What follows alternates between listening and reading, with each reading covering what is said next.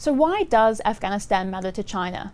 Well, there are two major reasons. One is that China is very concerned about a terrorism threat from a group known as the Turkestan Islamic Party, or TIP, which is mainly comprised of Uyghur militants.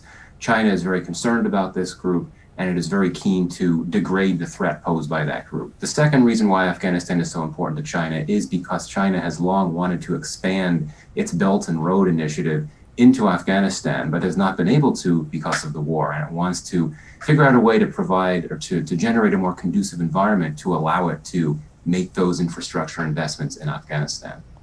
So do you think infrastructure is the main objective, the main opportunity for China, particularly with the US withdrawing from Afghanistan? I mean, I see it more as a challenge than an opportunity, just because the security situation is so bad in Afghanistan and stands to worsen even more after the US withdrawal is complete. But indeed, what Beijing wants to do is figure out how to create an environment in Afghanistan where it would be in a position to bring these investment projects that it's been focusing on so heavily in the broader region. It wants to be able to figure out a way to bring those into Afghanistan. The geography of Afghanistan is very obvious. As a gateway to Central Asia, to the Middle East, and other areas, it's a really important spot geostrategically for China.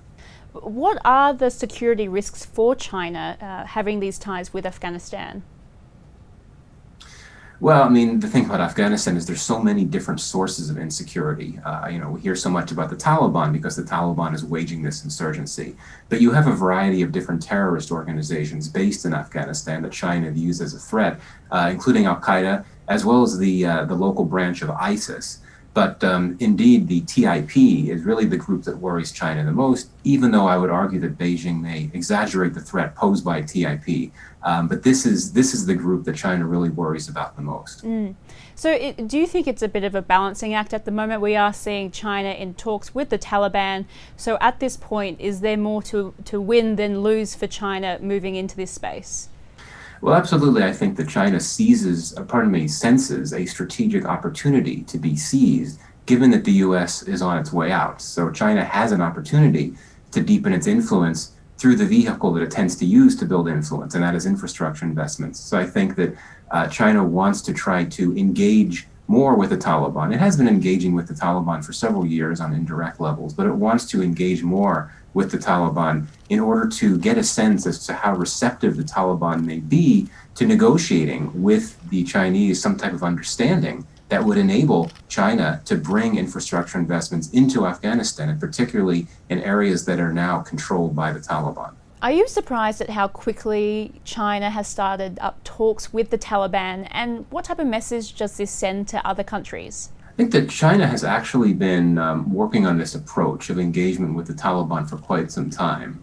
We know that the Chinese recently hosted a senior delegation of the Taliban, but it's hosted Taliban delegations in the past. In fact, about 2 years ago in September 2019, there was a major Taliban delegation that went to China. So I think that Beijing has been trying to test the waters for quite some time to try to get a sense as to how willing the Taliban would be willing to work with Beijing in terms of providing buy-in for hypothetically Chinese infrastructure projects in China. And also, I think that Beijing has wanted to test the waters with the Taliban to see how willing they may be to deny space to the Turkestan Islamic Party, the TIP. So I think that Beijing has been reading the writing on the wall for quite some time, recognizing that peace process isn't going to go very far, and the U.S. would be on its way out eventually, and that the security situation would get worse and worse. But despite all that, the constant would be that the Taliban would remain very strong and influential. And on the flip side, what does the Taliban have to gain from ties with China?